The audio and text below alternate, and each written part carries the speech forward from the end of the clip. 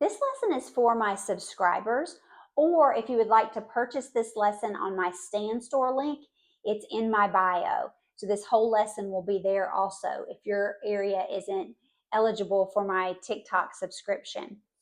So what is a conjunction? It connects words, phrases, or sentences. Coordinating conjunctions, because there's a couple of types of conjunctions. There's coordinating and two others. Today we're going to focus on coordinating conjunctions, okay? So remember, a conjunction joins words, phrases, or sentences. So coordinating, think about the word where you coordinate and you work together. Is it joins equal ideas, okay?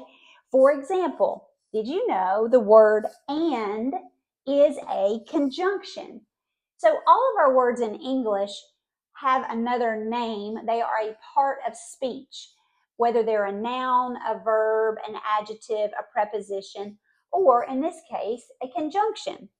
So connecting equal ideas means that if I use the word and, I like pizza and tacos. Okay, so both of those ideas are equal. I like them both. And tacos and pizza. So we use a conjunction for that. So the word for example, would be another way to connect phrases. So, like, she wants pizza for lunch. Okay, so that is a conjunction. The word nor usually means not, and you're saying, I do not want pizza nor tacos. And you can also use or the same way. In English, we don't use nor very much. We usually use or. I don't like tacos or pizza. Okay. The word but. So when you're writing a sentence and you use the word so or yet or but or and, any of these conjunctions, it's important because it keeps you from writing a run-on sentence.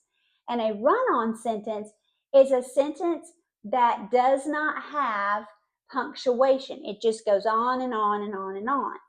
Because in English, we use punctuation to pause or stop before we say the next line or read the next line. So let me give you an example.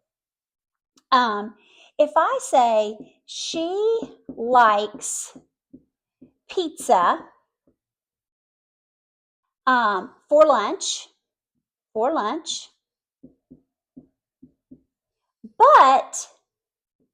not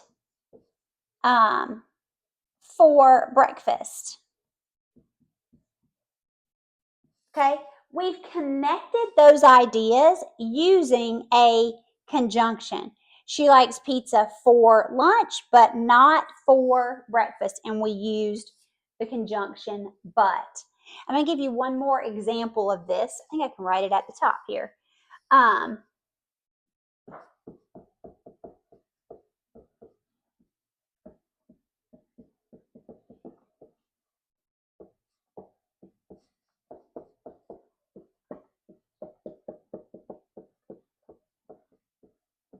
Okay, so this is a sentence that is what we call two independent clauses.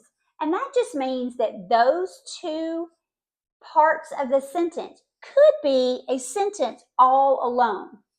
I like to go skiing. We could put a period there and stop. But we have more to that thought, okay? So we want to say, but I do not like skating. I do not like skating is a complete sentence. It has a subject, it has a verb. It could be a complete sentence by itself.